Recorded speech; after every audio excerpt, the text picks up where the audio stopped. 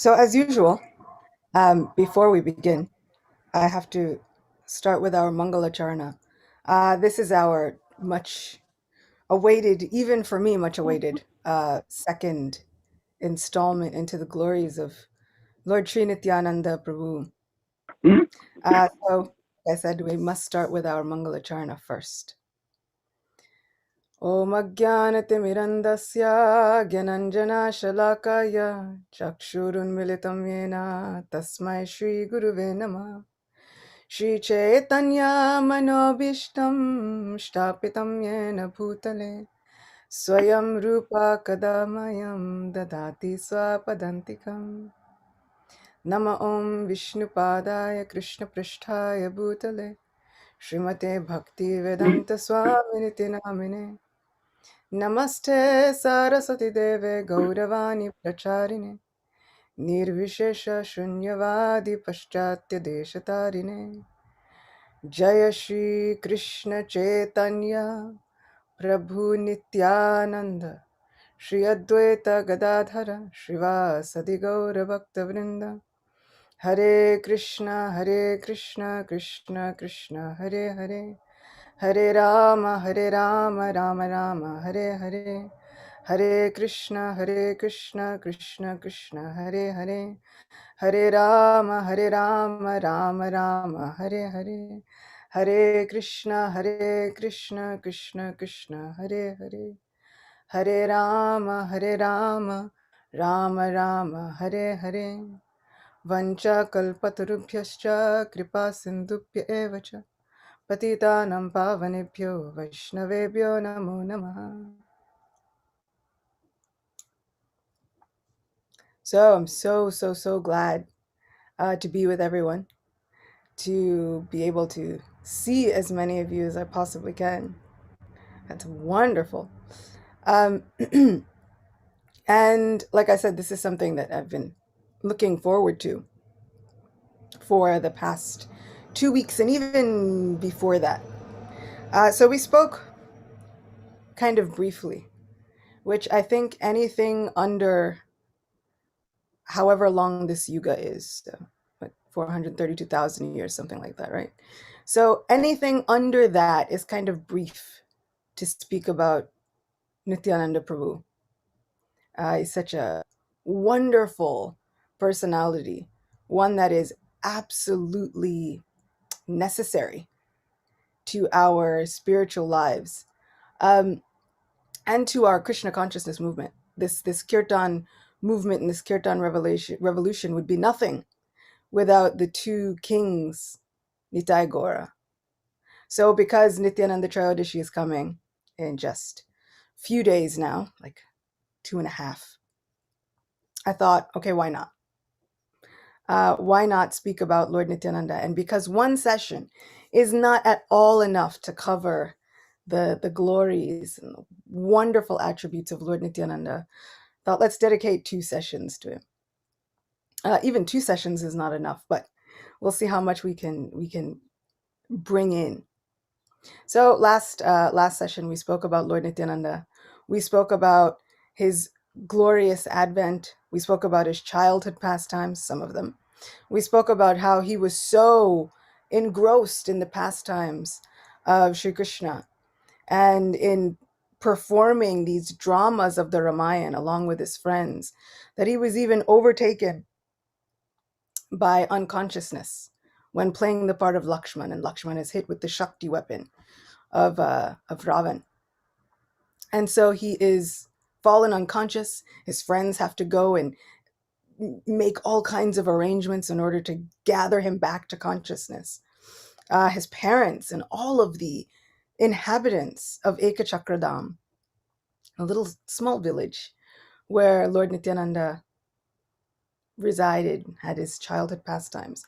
Everyone is completely flabbergasted and baffled, right? And so we've spoken about how his friends were able to bring him back to external consciousness. And then we spoke about how there was a sannyasi who comes and resides in Ekachakra for some time. And just as he's leaving, his father, Hadai Pandit, Nityananda Prabhu's father, says the fateful words, "O my dear Brahman, crest jewel of the twice born, how can I serve you? Tell me anything, and it's yours." And the sannyasi says, "I'm a traveling mendicant, a wanderer in search of sacred truths, but I don't yet have a companion to travel with me. Give me your son, Nitai." His parents are thunderstruck, but what can they do? His father had already promised. And so Nityananda Prabhu goes on pilgrimage for some 2 decades, somewhere around about 20 years. And then he goes to Vrindavan. And Vrindavan happens to be one of the last places he visits. And this is kind of where we ended last session. So now we'll pick up there. Nityananda Prabhu has now traveled to so many different places, South India, different parts. Now he's in Vrindavan. And it is stated in Sri Chaitanya Bhagavat that Lord Nityananda looks all over in all of the temples, but he feels as though something's missing. The deities still stand here, the temples are still here, but where's Krishna? And he hears a whispering, a little murmuring through the most secret parts of Vrindavan that Krishna is not here yet, but he has taken his birth in Navadvip. Krishna is now in Bengal. And so with that whispering running through his mind, surcharging all of him, Nitai decides that's where he needs to go. He goes to Navadvip, and then as he arrives in Navadvip, he stays at a devotee's house called Nandanacharya. And one day, Lord Vishwambar, Sri Chaitanya Mahaprabhu, Nimai, who is called Nimai and Vishwambar at this point because he has not yet taken up this renounced order, this sannyas lifestyle yet. So he's called Nimai and Vishwambar, and he comes to all of his associates one day and he says, "My friends, I've had the most extraordinary dream. In that dream, there was a chariot that arrived in front of my house. And in this dream, I heard a constant, 'Nimai, Nimai, is this the house of Nimai Pandit? Oh, Nimai!' And I came out and I saw this wonderful, majestic chariot bearing the flag with a palm tree on it. And that palm tree had wonderful fruits on top of it. And I looked, and in this chariot, there was a majestic personality. He was tall. His arms were very long. His complexion was golden, tinged with red, but he held a plow on his shoulder. And then he held a staff in his other hand. And he was calling out in a loud voice, 'Is this the house of Nimai Pandit?' But somehow or other, no one could understand him. One of the reasons no one could understand him, Srila Vrindavan Das Thakur says, is that Nitai had learned Hindi, Brijbas Hindi, while in Vrindavan. And so he comes to Bengal yelling out in Brijbas Hindi. But everybody in Bengal speaks Bengali. So now everybody's a little confused, but Nimai understands everything. So he asks, "Who are you?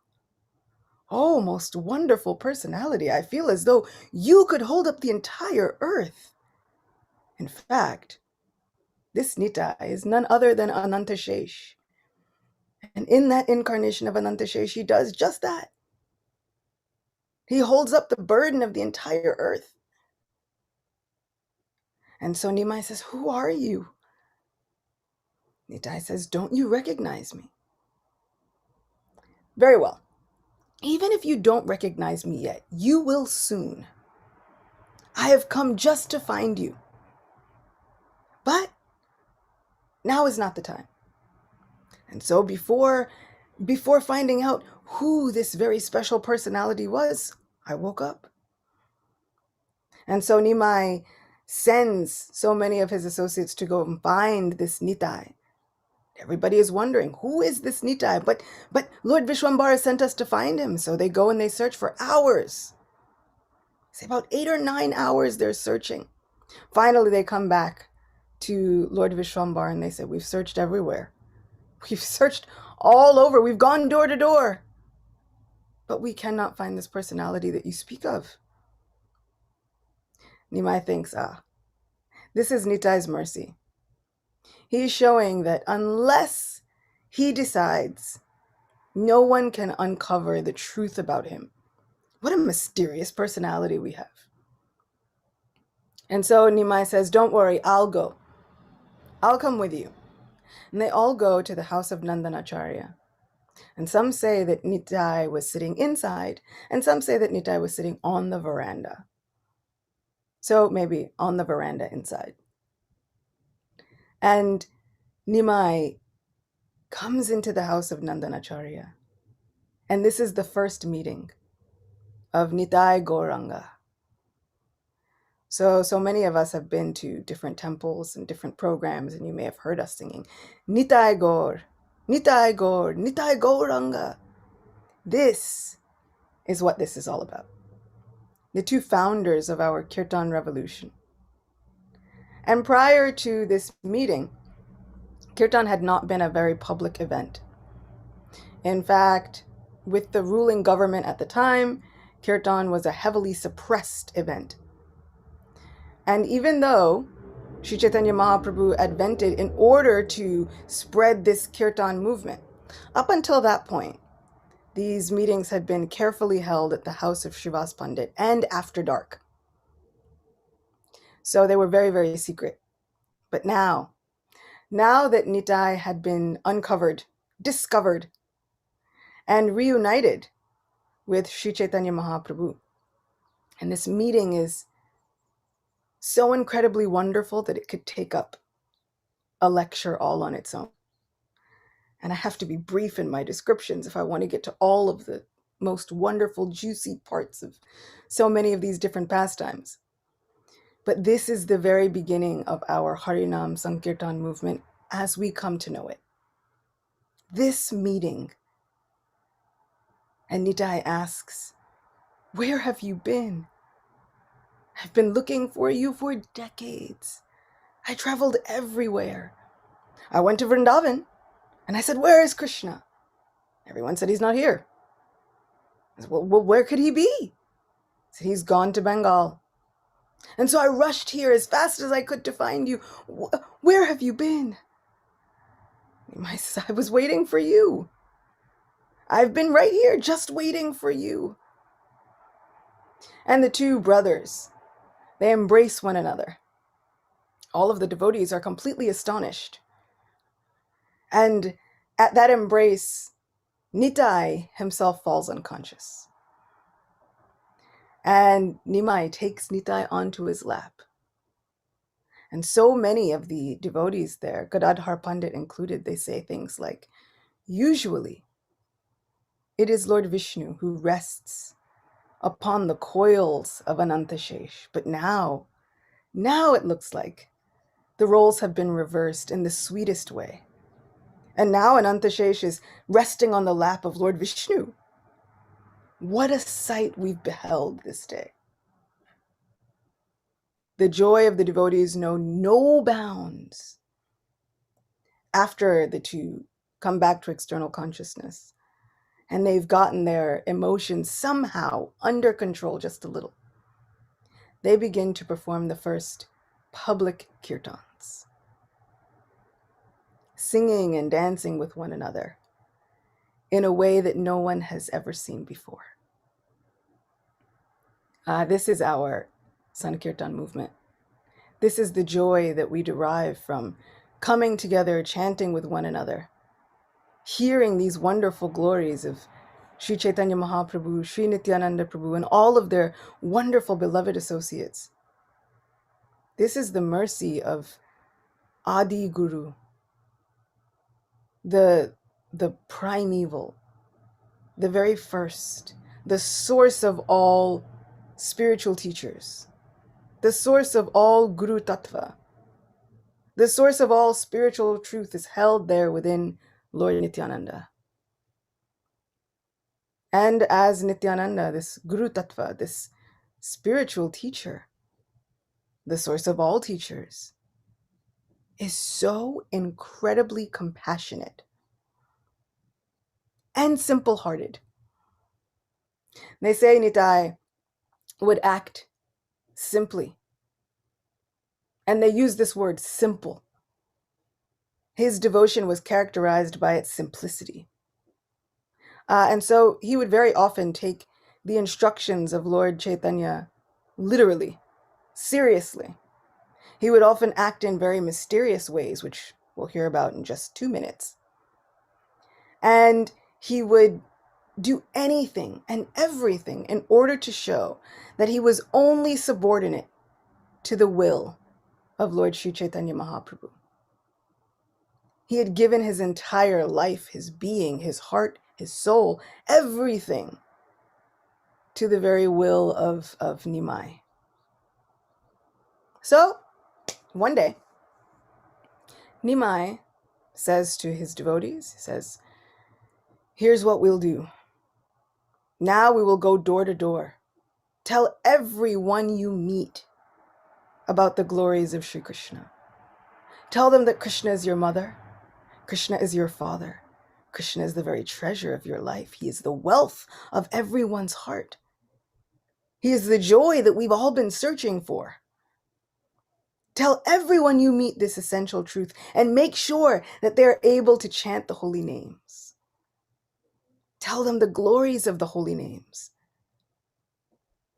In whatever way you possibly can, by hook or by crook, tell everyone you meet about this greatest gift of Sri Krishna Nam Kirtan. And so he sends them sometimes in pairs, sometimes in groups. And he sends Nityananda along with Haridas. Nityananda and Haridas go door to door. Now this Nitai, who is none other than Sri Balaram, Sri Balaram has the ability to crush the ego with nothing more than a thought. Sri Balaram is the source of all strength. His very name means that he is the source of all strength.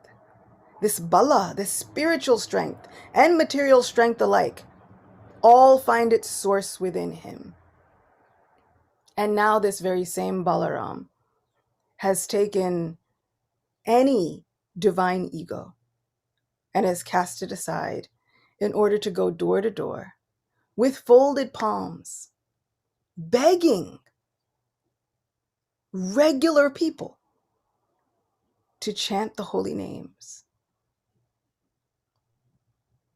This same Balaram who was able to kill a donkey demon, this same Balaram who was able to order Sri Krishna, this same Balaram who was said to protect Krishna like the eyelid protects the eye, this is the Balaram who has now come in the form of Nityananda, who's going door to door begging, please, whatever you do, just chant the holy names. It said if he would even see the glimmer, just the faintest trace of an emotion within the heart of someone, that was all that he needed. That's all the faith that was required. And now this Nitai would say, don't worry about anything else. I will deliver you from everything. Just take this name of Krishna as your life and soul. That's the only thing that I need to make me happy. My Guru Maharaj, Radhanath Maharaj, has given so many lectures on the glories of Lord Nityananda. And in so many of them, he stresses this point that Nityananda Prabhu would take a straw between his teeth, which is the ultimate expression of humility. Straw from the street that people are walking over. This is the Nitai that would take that straw, place it between his teeth and say, just chant the holy names, whoever you are. in whatever condition of life you find yourself. No matter what you think you are, no matter what caste, creed, no matter what, please just chant this holy name. Just chant this Maha Mantra, and it will absolutely transform your life. This same Balaram killed someone with a similar blade of grass. There was a sage, Ramaharshan Sutta, and Balaram walks into an assembly with this sage. Everyone stood up, and the sage didn't do anything. He didn't say anything. He simply did not stand. That was enough of an offense for Balaram. And he took a blade of grass, and he simply touched him with it. He didn't have to throw it, just touched him. And the man died. This is the Balaram that can kill anybody with a thought, no problem. The source of all Vishnus. And now he's coming begging, door to door. And if we think that Ramaharshan Sutta did not appreciate Nitai's presence then, these people definitely didn't appreciate Nitai's presence. They were not giving him all respect. They were thinking, who is this madman? Who is this person? Where have you come from? No one even knows who you are. This Nitai would say, doesn't matter. Doesn't matter. If just once you can take to heart the order of my Nimai, the order of my Lord Vishwambar, if you can once utter the name of Gauranga, don't worry. I'll handle everything else. I often think about this when I am procrastinating with japa. When I'm procrastinating on diving deeply into the holy name. My Lord Nitai, out of this incredible compassion, this incredible surge of mercy, goes door to door, and yet somehow or other, I remain too busy. How unfortunate to know the glories of the holy name, to have even experienced some of the joy that comes from chanting the holy name, to understand intellectually how this chanting of the holy name has actually saved my life and bettered my existence. And yet I remain too busy. It remains a daily struggle, a pulling of my mind in the right direction. Come on now, let's do what's good for us. Tirelessly, Nitai would go out day after day with Haridas. It didn't matter how many refusals he received. This was not a deterrent. And in the mood of this Guru Tattva, we can understand how Srila Prabhupada would also go to so many different places. It didn't matter how many refusals. It wasn't a deterrent. He was spurred on by the enthusiasm of the order of Sri Chaitanya Mahaprabhu, imbibing this quality of Adi Guru, imbibing this quality of ultimate compassion, seeing that souls were in a condition of life that was just filled with suffering, often brought on by our own minds, unable to get free from this entangling web of suffering brought out from here and then brought into our physical world. Knowing that there is a cure and a solution. Thinking, if that's my life's work, then that is enough. But let me just, if I can just enlighten one person enough so that they will want to become a pure devotee, so that they will strive to become a pure devotee, then my job is done. Srila Prabhupada would say, no matter how many disciples there were, if even one of you becomes sincere, that's enough. He would pray that his disciples would become even better devotees than he was. Usually, the teacher is not praying for the student to surpass them. Once we get some level of authority, we're thinking how to hold on to it for dear life. Our Srila Prabhupada is praying to pass the baton, praying that one of his disciples will become a more pure devotee than him. Now, in my thought process, in my estimation, I'm thinking, impossible. But none of this was an impossible sounding idea for Srila Prabhupada. He had such a vision that no, this will happen. So, Nitai would go door to door, and one day, they saw a large crowd and a commotion, hustle and bustle, and as they got closer, they saw two large personalities, huge people, also really dirty, but very large. And they were making a very large commotion in a drunken state, yelling, mumbling, cursing, a lot of cursing. So, like, a normal day in New York, if you've ever been to New York, it's kind of normal, right? So, everyday occurrence. But this was a little bit different. And so Nitai asks, Haridas, they ask, who are they? And the inhabitants around, oh, no. These two personalities were born in a Brahmin family. And they were coming from a really good Brahmin family, but somehow, due to bad association, this is what they've become.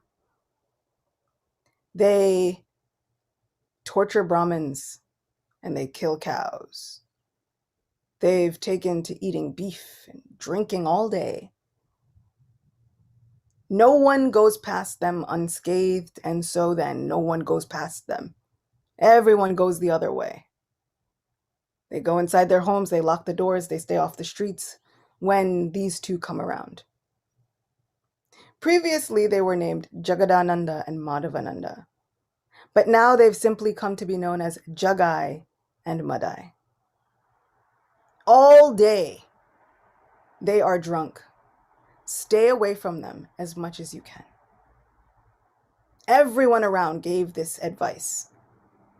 Whether they agreed with Nitai's approaches to preaching or not, the advice was the same.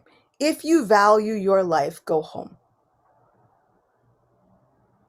And so it says in Sri Chaitanya Bhagavat that when Nityananda Prabhu heard the description of these two cousin brothers, Jagai and Madai, it is said that Nityananda's heart melted. How astonishing. How many of us would walk through the streets and you see someone ranting to themselves and they look really homeless and they don't smell great? How many of us would think, and not just homeless, but violent? They're a danger to themselves and others. How many of us would think, oh, but this is Nitai. Nitai hears the direction, go home, stay off the streets, come back when it's safe. And he thinks, we should talk to them. We should speak to them. Right now, these two personalities are in such a precarious situation that whenever people see them, they consider themselves so contaminated that they go and they take a bath in the Ganga. However, if I can get them to follow the order of Sri Chaitanya Mahaprabhu, if I can get them just once to listen to and chant the holy names, then I'll be able to turn their entire situation around. And in doing so, Their situation will change from people who, having once seen them, they want to go take a bath in the Ganga to purify themselves. Now people will think, having once been in their association, they will then feel as though they've already taken that bath in the Ganga. I have to do something. So thinking this way, he turns to Haridas and says, Haridas, what do you think? And Haridas says, what can I say? I'm at your mercy. And I've already understood how much of a madman you really are. You are deceiving me by giving me any sort of free will in this situation. I have to simply follow you wherever you go. Nitai laughs. Wonderful. Let's go closer. And so Nitai and Haridas venture closer to these violent, drunken people. And Nitai is calling out, Krishna is your mother, Krishna is your father, Krishna is the very treasure of your life. Just once chant this holy name of Krishna and watch how your life is transformed. Like the most awesome salesman that anybody's ever seen. These two personalities hear this other commotion, which is the antithesis to their commotion. And they look up. Chaitanya Bhagavat says, with bloodshot eyes, they look up in rage. Who is interrupting our daily activities? And they see that they look like two Brahmins, two renunciates. Seeing that they are two renunciates or two holy people, two spiritual seekers, they start to mutter and grumble and then yell in rage, catch them. Now, of course, like, who are they yelling to? Each other at this point, because there's no one else to join in their crazy activities. Catch them, they yell. And they go running after Nitai and Haridas. Nitai and Haridas wisely begin running away from Jagai and Madai. So now they're running. And as they're running, Nitai says to Haridas, well, what a fine mess we've gotten into today. Who could have ever thought that this would have happened? I can't believe it. I mean, can you believe that these two are running after us like this? I think we might just die. Who knows what will happen to us today? And Haridas is a little less humored by this situation. And he says, don't act so innocent. You know, a fine mess we've gotten ourselves into. This is all your fault. And Nitai, well, my fault? How can you blame me? It's not me. I am simply following marching orders. I got them from your supreme person. That Nimai who sent us out on this excursion going door to door, no one's ever gotten this directive before. I suppose Jehovah's Witness hadn't made their way over to Bengal at that time yet. So he says, no one's ever gotten this directive before, but we're going door to door and talking to people. He told me to do this, so I'm just doing what I'm told. How can you say it's my fault? And they're continuing this conversation as they're running from danger and possible certain death that day, with these two mad people yelling after them all kinds of profanities and threats and all kinds of things. Come back. Let me show you how we really entertain guests. So they're running, and Haridas says, you know, once upon a time, I was captured and beaten in 22 marketplaces. But I happened to be saved by the mercy of Sri Krishna. And somehow, after surviving all of that, I now come to the place where today I'm now going to be killed because of your crazy schemes. I was saved by Krishna, and now today I'm going to be killed thanks to you. Why? Why would I have survived all of that? just to arrive at this point. Nitai's laughing. I didn't do it. Talk to your crazy Vishwambar. He sent me. All I can do is follow orders. And so they run, continuing their mock fight, says Sri Chaitanya Bhagavat. They arrive back at the house of Lord Chaitanya, and they're out of breath and they're panting and they're looking to see if they've been followed. And Jagai and Madai are too intoxicated to follow that long. So they were kind of running in circles, baffled, trying to find them.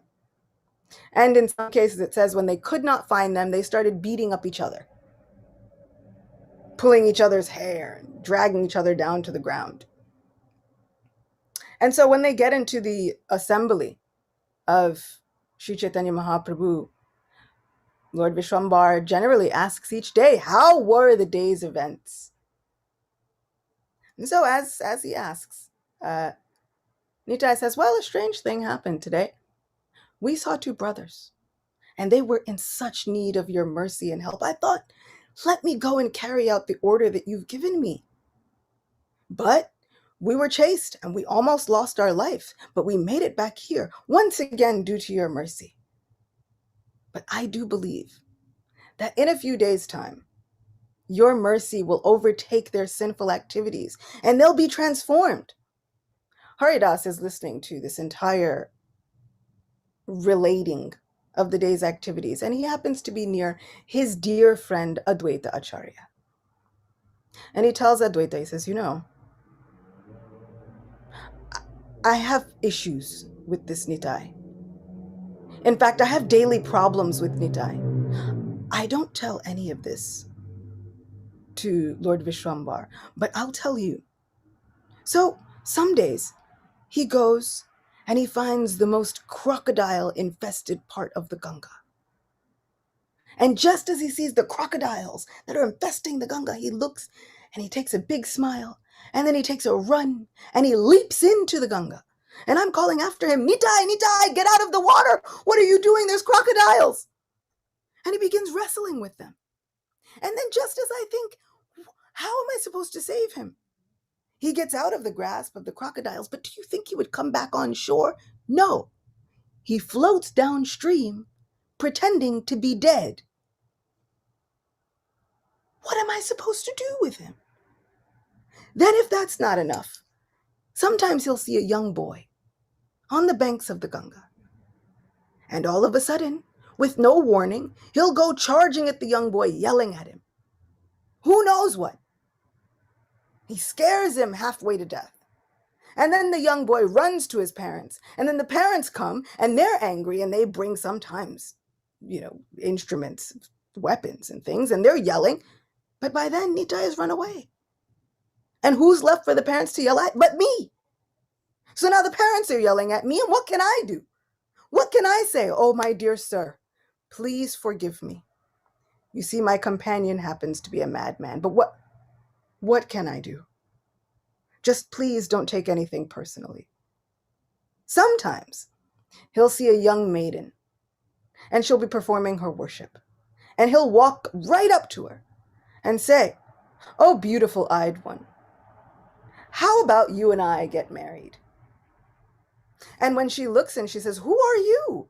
This is not any way to approach a civilized girl like this. And then she goes and she gets her parents, and then the parents come, but Nitai's already left by that time, and who's left for the parents to yell at but me? I get yelled at. Every day, this is an example and an exercise in how all of Navadvip can come and yell at me because of this madman. Now today he's seen these two drunkards and he thinks, let me go and dance with them. Let me go chant with them. And then I almost lose my life. Every day I am calling out in surrender to Sri Chaitanya Mahaprabhu out of fear that I might be killed by my association with this crazy person. What am I to do? And yet Nimai every day sends me out once again with this person.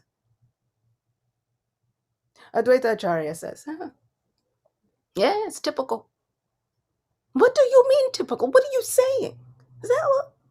I mean, can you really blame him? Nitai is always intoxicated with love of God. Of course, he's going to attract other intoxicated people. This is his kind of person. So this is what he does. But what I also know is that this Nitai can deliver anyone. And if he says he has set his sights on these two brothers, you just watch. Soon I am sure they will be welcomed into the ranks of devotees that are so dear to Sri Chaitanya Mahaprabhu. Now, I can't very well leave this story off here. So since it's a Saturday, I'm hoping that you'll bear with me as I go slightly over time. Sri Chaitanya Mahaprabhu says, what do you think we should do? Nitai says, you leave these two to me.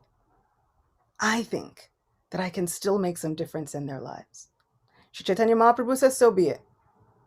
And so for many days, he would see Jagai and Madai, and he would kind of ignore them as much as possible. It says that one day, because these two brothers somehow happened to make a makeshift home on the banks of the Ganga. And they were always drunk, but somehow they were close enough to Lord Chaitanya's home and where he would conduct his pastimes that they would be able to hear the kirtan of Sri Chaitanya Mahaprabhu. How astonishing is this? The kirtans that previously were only held in Srivas Pandit's house at night, with a select few hand-picked by Sri Chaitanya Mahaprabhu, and no one else was allowed entry, not even Srivas's mother-in-law. Right, so family members excluded. Now these Jagai and Madai, they were on the banks of the river, able to hear the kirtan that was never heard before. How merciful is Sri Chaitanya Mahaprabhu, following the mercy of Nityananda Prabhu. How merciful is our Lord. So they would often hear the chanting. Sometimes they would dance around drunkenly.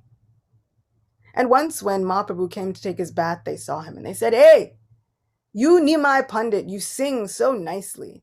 We've heard this singing coming. You should sing the Mangala Chandi.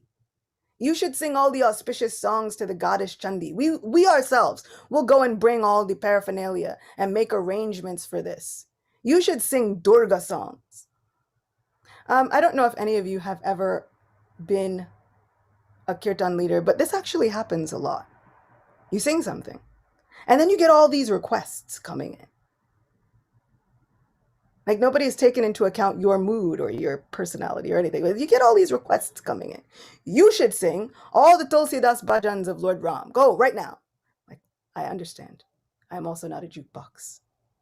But so, in reading this, I kind of understand. Oh, it finds its original place in the pastimes of the Lord. Everything is there.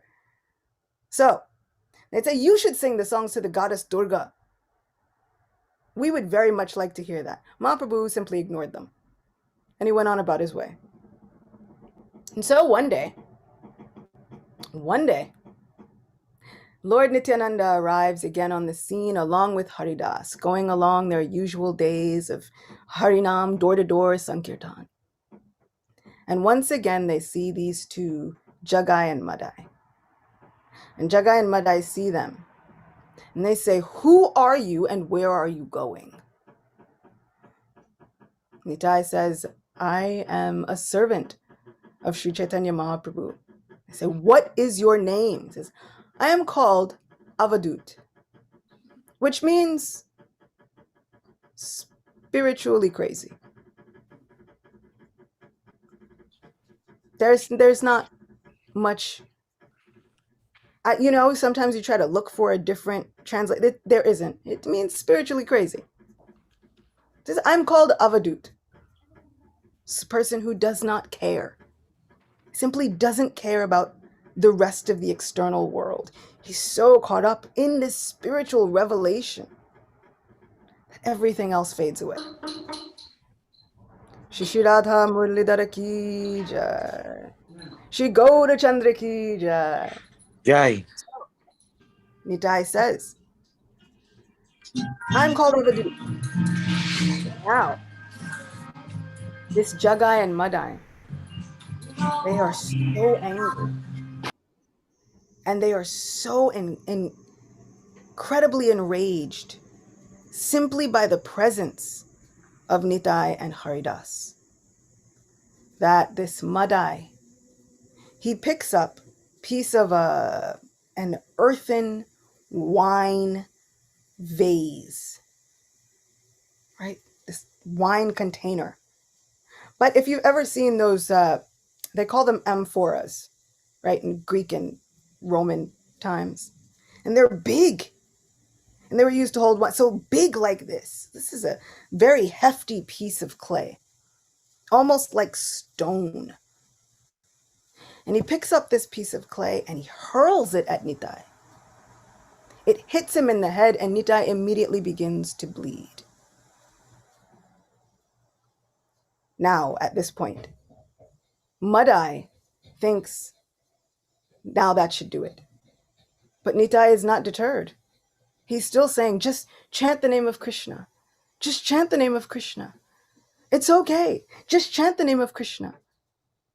Madai sees, you're not deterred? Not done yet? And he wants to beat Nitai again. Jagai stops him. What are you doing? Why have you done this? What will hitting this person accomplish? Now, previously they had been chasing them down with threats to beat them. So now I often am wondering, what is it in that moment that makes Jagai have this change of heart? It seemed as though he'd wanted to beat him previously. What is it about this moment? Is it just that there's such incredible compassion emanating out of Nitai in waves like an ocean? Is it that he is not at all deterred by this personal harm? Is it that he's so willing, even after all of that, to say it doesn't matter? Whatever you've done does not matter. Come and accept Krishna, and that's all that matters. Whatever it is, Jagai is overwhelmed and saying, how could you have done this? He's simply a renunciate. He's done nothing to us. Stop this insane activity now. Stop it. Meanwhile, devotees have run to Sri Chaitanya Mahaprabhu to tell him what has happened. And when Mahaprabhu arrives on the scene, there is chaos. And there's a short piece now that I have to read to you because I spent a long time working on this dramatic narration, adapted from the pages of Sri Chaitanya Bhagavat. The sky grew dark and light at the same time. Whatever the weather had been moments ago was inconsequential. Massive clouds now began to move in at an alarming rate, but no one was looking at the clouds. Everyone was looking upward, but not because of any climate change or external meteorological occurrence. It looked like lightning flashed behind the enormous clouds overhead, or maybe as if the clouds themselves were made of lightning. It was impossible to tell.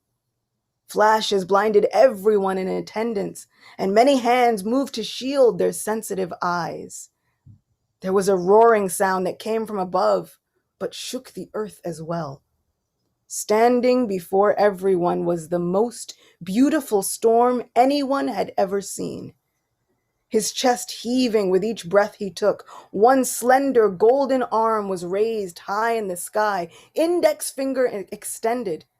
His wide eyes, extending almost to his ears, were reddish, but not from love now. Now they were red with anger, and his entire form trembled with rage. The roaring sound continued from the sky, but now his deep voice boomed along with it. Chakra, Chakra, he called, and those around him began to huddle amongst themselves for protection. That one word snapped Nitai to attention. No, he whispered, this could not happen, not like this. This was all wrong. This shouldn't have been happening. His head whipped up as fast as it could, encumbered still by his hands, braced on either side of it. A trail of blood made its way from the side of his forehead, down his arm, even with his hands pressed firmly against the wound. A scarlet vine climbed down his arm, growing dangerously close to the elbow, where it would try to drip off onto the ground. But this blood could not touch the earth. If it did, it would create a reaction more terrible than anyone cared to think about at the moment. Determined, Nitai tucked his arm against his body, catching the blood and wiping it on his upper chudder and against his torso, on anything so that it would not fall. He had to do something. In response to the call of Lord Gauranga, an incredible pressure began to descend on all those around. Whoever had still been standing was driven to their knees by the weight of that pressure, and the wind whipped around them mercilessly. Nitai pressed forward against the pressure, just as stubborn as the Lord's anger was. "Mahaprabhu," he called, but his voice was muted against the double roaring, both the one in the sky and the one coming from Nitai's golden Lord, who was so used to singing sweetly. Mahaprabhu made a move to lunge forward, and the two men before him cowered away, yelling out, but their own screams were muted by all the commotion as well. Nitai had to move faster. Reasoning with him would not work. No one had ever seen the Lord like this, and Nitai knew the Lord better than he knew himself. As Nitai looked at the two men now scared into sobriety and pleading for their lives, he felt a twinge of guilt. He had caused this problem. Now he would fix it. When Mahaprabhu made a move again, Nitai dove forward. His knees skidded across the dusty path, his cloth flying behind him in the wild wind. His hair blew back from his face, and he felt the pressure against all of him. But that pressure didn't try to subdue him. As if the pressure and the Lord's anger had its own form, that pressure acknowledged Nitai's presence, appraising him with a subtle but unmistakably deadly power.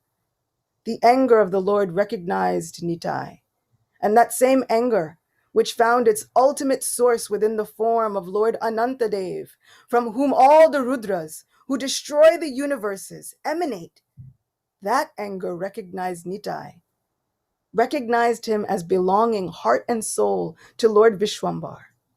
Instead of fighting Nitai, this anger sought to wrap itself around him in order to protect him. With an incredible pulsing light, the chakra of the Lord appeared. Gasps and shouts accompanied the appearance of the chakra, and the alarmed yells of Jagai and Madai filled the air. They called out for help, for mercy, for anyone to listen to them. But the Lord refused to hear them.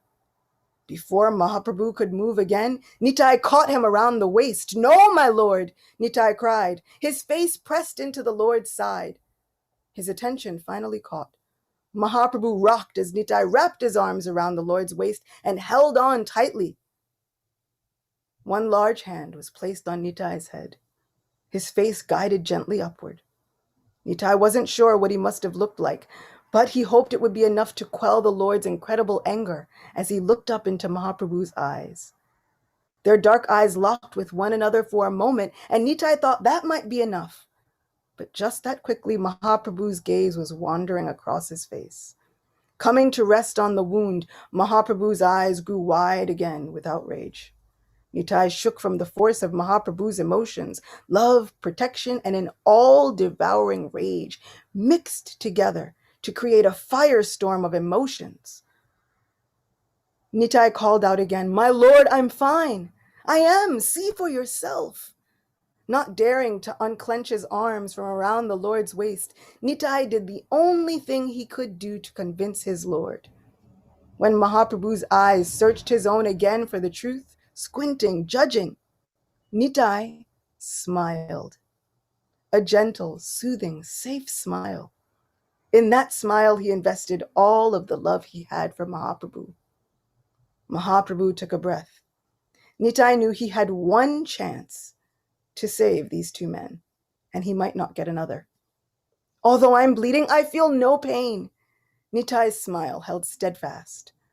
Mahaprabhu's thumb brushed against his wound, gently smearing away blood, and that same hand tenderly held Nitai's chin. Mahaprabhu's eyes darkened with anguish, looking at Nitai's face and blood-soaked clothes. Nitai sought to distract the Lord. When Madai tried to hit me, this Jagai tried to stop him. My lord, please spare them. Please, this is not the way. Oh Lord, give these two souls to me. Nitai's eyes brightened as he petitioned for the two men who were stunned and shaking with fear. The chakra held its ground where it was, now between Mahaprabhu and Nitai, and the two men cowering in fear, looming ominously. Mahaprabhu gazed into Nitai's eyes for a moment, Nitai nodding and assuring the Lord that not only was his story true, but that he was fine. Finally, the Lord's eyes softened, and Nitai released his grip on the Lord's waist a little. As the world held its breath, Mahaprabhu slowly lowered his hand. With an almost imperceptible flick of his wrist, he sent his chakra away, back from the realm it had come from. All around them released a collective sigh, and Nitai closed his eyes for a moment in utter relief. Mahaprabhu's eyes grew wide as though he was just now registering all that Nitai has said. He questioned if all that Nitai said could be true, a silent conversation passing between the two lords who undoubtedly shared one soul between them. Nitai only continued to smile and nod, pleading with the Lord to believe him. Ever so gently, Mahaprabhu disentangled himself from Nitai's grasp and approached the two culprits. For a moment, Mahaprabhu almost looked as if his face were made of stone, as if he were emotionless. But it lasted for but a moment, and then Lord Vishwambar was speaking. You. His voice was so low one couldn't tell if the Lord was still feeling murderous or not. Mahaprabhu directed his attention to Jagai, and before Nitai could think to move again, Lord Vishwambar reached down, easily lifted the large, burly man, and had him in his arms in a tight embrace. Devotees whispered, Hari Bol. Onlookers gasped and exclaimed, and Jagai wept. Jagai surrendered his weight and large frame over to the embrace of the Lord and was racked with sobs as if a great dam had broken within, deep in his heart. May Krishna bless you always. Mahaprabhu pronounced his judgment on Jagai, and devotees around them now shouted, Hari Bol, Hari Bol, hearing the Lord's merciful decision. Jagai tried to compose himself. He tried to clasp his palms together with reverence. He tried to speak, but found that even breathing was difficult. All he could do was accept the compassionate embrace of Lord Vishwambar and receive mercy and blessings that he was absolutely sure he did not deserve. This is the mercy of Nitai Gauranga. Nitai pleaded for the mercy of those people that had struck him. He pleaded for Mahaprabhu to give them the ultimate happiness, a blessing never before seen, never before attained. Narottam Das Thakur says that these two brothers are none other than Krishna and Balaram, and they are the most munificent and most compassionate beings come to inundate the world with love of God, and Jagai and Madai are witnesses. They have become the witness, and they have become the very proclamation of this mercy. Mahaprabhu says, may you be blessed by Krishna always. You have saved my Nitai. You have become more dear to me than my own life. It's a person who murdered Brahmins, did unspeakable, horrific things to women. They were drunk all day, every day. This person, in just one moment, Mahaprabhu says, may you achieve Krishna. May you get Krishna's mercy always. Madai is now emboldened. He says, O Lord, we have been like one soul in two bodies. Whatever he did, I did. Whatever I've done, he's done. So whatever he gets, I should get. How do you deliver him and not me? Now, unfortunately, the Lord is murderous again. You have caused all this bloodshed to my Nitai. There is nothing I can do for you. There is nothing even the holy name can do for you. You have committed Vaishnava Aparad. You have sealed your own fate. This Madai is thinking, this Jaga Madai is thinking, there must be something I can do. Lord Vishwambar turns his attention to Nitai. Nitai, only if you accept him can I do anything.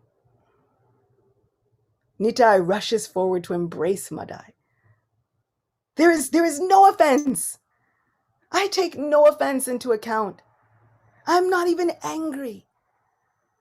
And so our beloved Lochan Das Thakur has sung, Akroda Paramananda Nityananda Rai. Our Nitai never gets angry. Or at least not for very long. Our Nitai never gets angry. He never takes any offense personally. This is all he wants, is to bring people to the greatest treasure and the greatest bliss of their lives. In fact, it's in his name. Nityananda, bringing eternal bliss and pleasure wherever he goes. This is our Nitai. Srila Gaur Govinda Maharaj says that the name Nitai means take it, take this. And in this way, Lord Nityananda is traveling everywhere throughout the universe with his arms outstretched saying, take this mercy. Take this holy name. Take the love of Lord Gauranga. Take it. It's free. Wholesale. Like Costco. Just take it. If only we could follow the instructions to the mind in this wonderful Nitai Padakamala.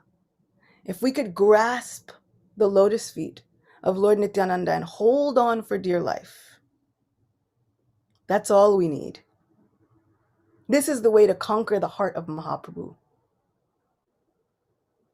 Lord Nityananda's mercy is even more far-reaching and more munificent than the most munificent Lord, Sri Chaitanya Mahaprabhu. We celebrate Mahaprabhu often singing, Namo Mahavadanyaya Krishna Prema Pradayate Krishnaya Krishna Chaitanya Namne Goda Tushe Namaha. Mahavadanya, the most munificent, the most generous, the most giving, the most compassionate, the most open-hearted Lord. Who could be more munificent? Nitai. Our wonderful, ecstatic madman who doesn't take into account any offense, who has adventures, and who is willing to round up and wrangle up all of these wayward souls just like us, the ones in New York that really, really need it. Wrangling all of us up in his wonderful adventures, saying, come with me. Let me show you the greatest gift in all of creation. And I'll give it to you. What they say is, Bhaktivinoda Thakur said this Nitai has opened up the marketplace of the holy name. What is the currency? Nitai says, just the smallest amount of faith. That's it. A little faith that it might work.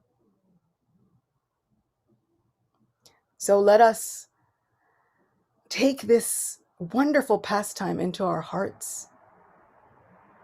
Srila Vrindavan Das Thakur gives a beautiful benediction that anyone, let's see if I can read it.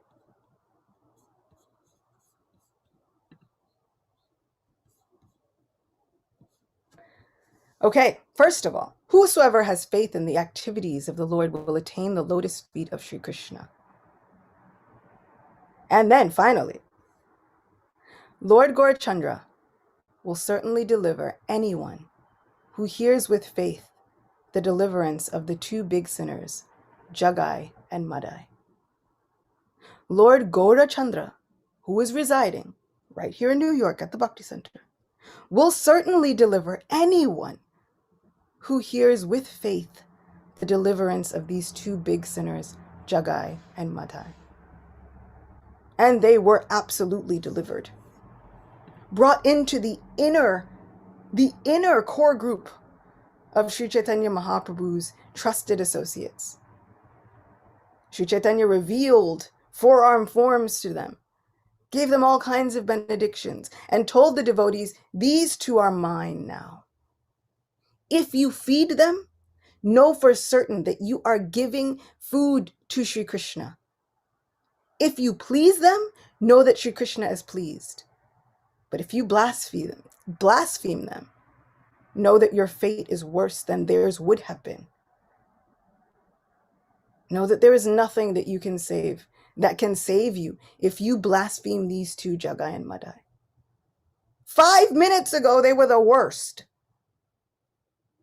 And now Mahaprabhu is proclaiming, these two are mine. They belong to me. Imagine what hope there is for us.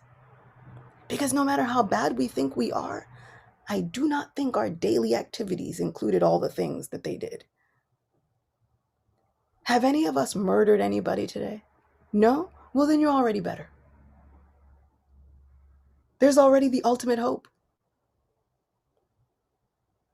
It's like 8:30 in the morning almost. Anybody go and torture any Brahmins today? No?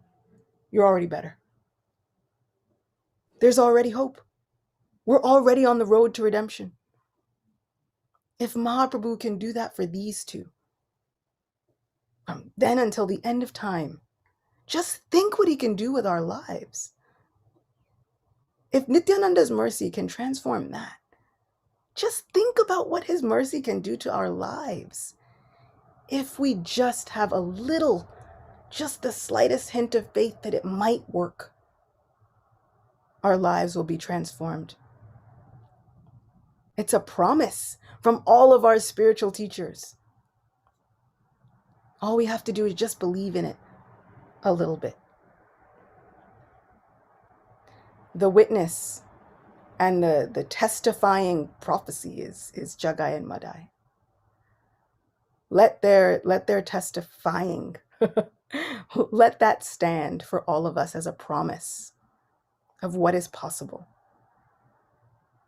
Srila Nityananda Avadut Prabhu ki jai, Shri Chaitanya Mahaprabhu ki jai, Shri Vaishnav Thakur ki jai, Panchatattva ki jai, Srila Prabhupada ki jai. Thank you all so much, all of my dear devotees and friends, for bearing with me, for having me with you, and for allowing me to excitedly share the drama and the passion and the magnificence and the glories of the pastimes of Srila Nityananda Prabhu. Thank you so much, Acyuta Gopi Dasi Prabhu. Acyuta Gopi Dasi Prabhu ki jai. Haribo. Just stepping in because Ananda Bihari Prabhu is at Guru Puja, and he asked if you do have time, and if anyone does have any questions, if we could take some questions. Is that possible, Acyuta Gopi Prabhu? Okay.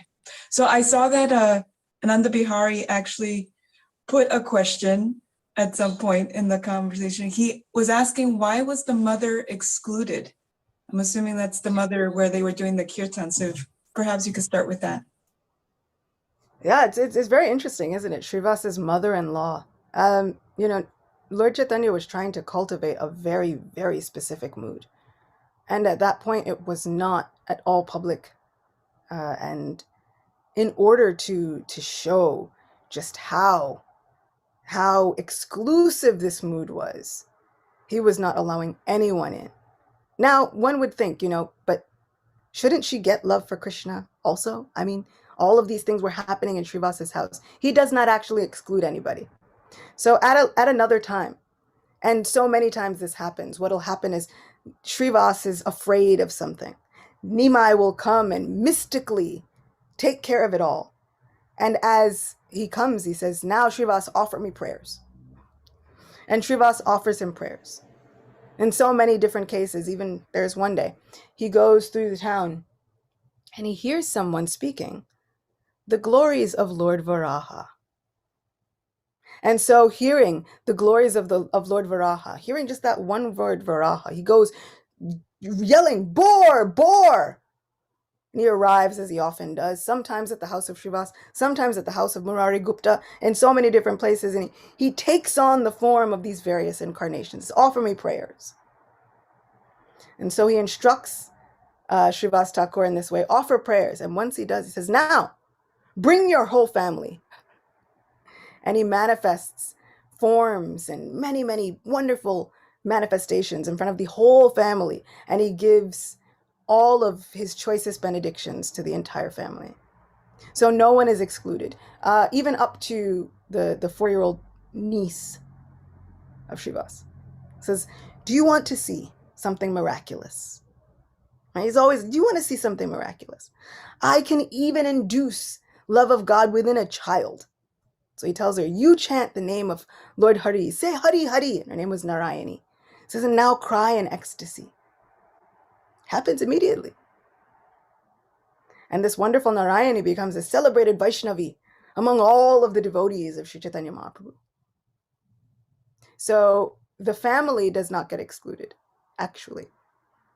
Just at a different time, he happens to manifest his mercy.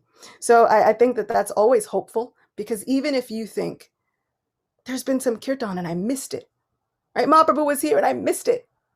We're just 500 years out. You know, like I used to hear like 1492, like Columbus sailing the ocean blue and doing things. And like, 1486 though, like Mahaprabhu has appeared. It's so close. It should be in history books. Right? But what if all the gold that Columbus was searching for, what if that wasn't exactly the gold? What if? What if? Just a thought.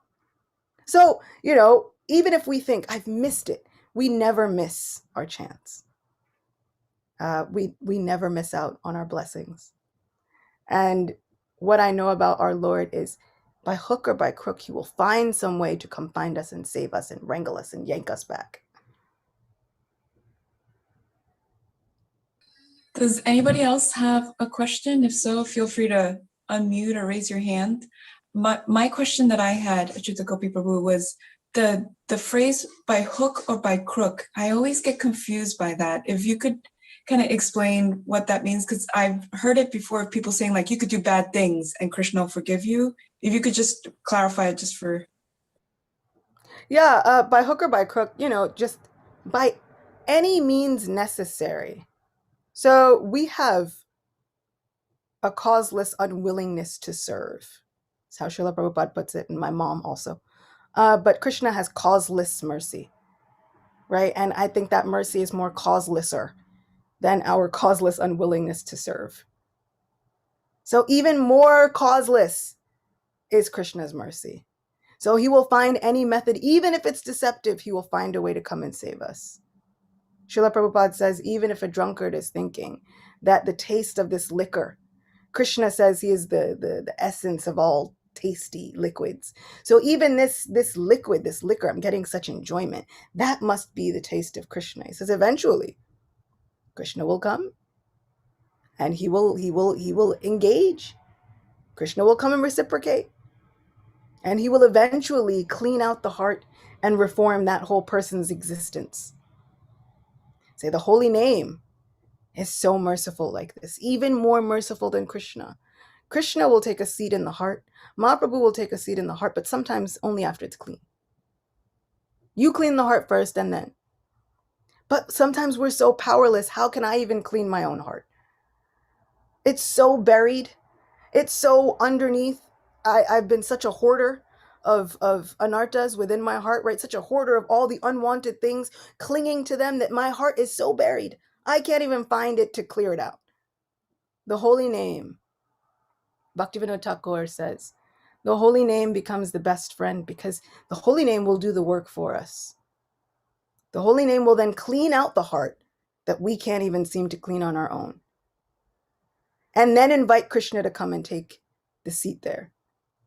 So this holy name incarnation of Sri Krishna is so supremely merciful. This by hook or by crook.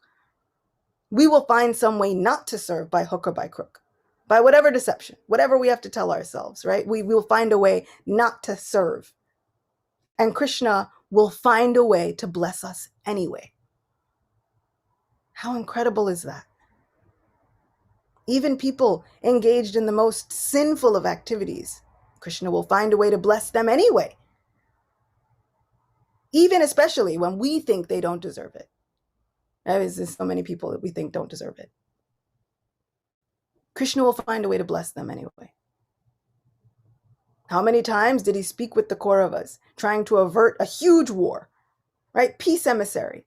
He'll do anything. And somehow, like those Kauravas, we will still find a way to think, but you know what? I think I have my own plan. I'm going to stick to it. Let's see how it goes. So I've been wanting to declutter my heart from all of those unwanted things, and who better to take up that task than Lord Sri Nityananda, Lord Nityananda Ram, who is none other than Balaram, who with that plow, all of our acharyas and spiritual ancestors have said, with that plow, has the ability to till the soil of the heart, which right now is hard and barren and rocky and undesirable, and he can till it until it's fertile and soft and ready for planting seeds of the holy name, planting those seeds of faith there. The process is not fun, right? The process is not that great. But neither is anything else worth having. If we think about grinding chandan, which Chandan Yatra will be coming soon in India. If you think about the process of grinding chandan, that's not fun. Your hands get all cramped. They give you this little stone and they give you this thing and you're like, how long? And you think you've been grinding for like 25 minutes and this much comes out. This much. And then you get a place like Mayapur and they're like, we're going to do it all the time. Grind all the chandan for our 7-foot tall deities whose heads are bigger than my body. Right? And then you have to, like, it's not a fun process, but that's what it's like clearing the heart. Right? We have this stone already. We try to take the sandalwood of the holy name and then we try it. It's not fun. Our hands are cramping up. Our body's cramping up. It doesn't feel great. It's a scraping process. It's grinding. But the result is the most rich, opulent, abundant, fragrant, pleasing, cooling offering that we could give to our Supreme Lord. So by hook or by crook, we will find some way not to serve. And by hook or by crook, Krishna will find a way to bless us anyway.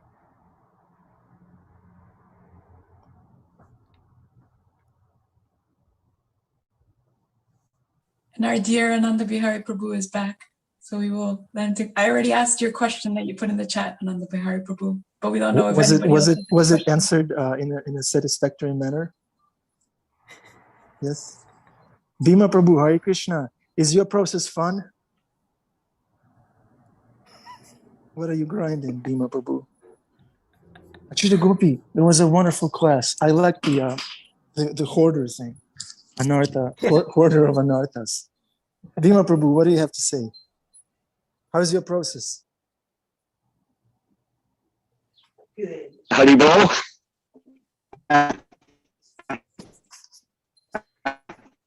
Wonderful. It's like going to it. Get run over. Hey, hold on, Paula.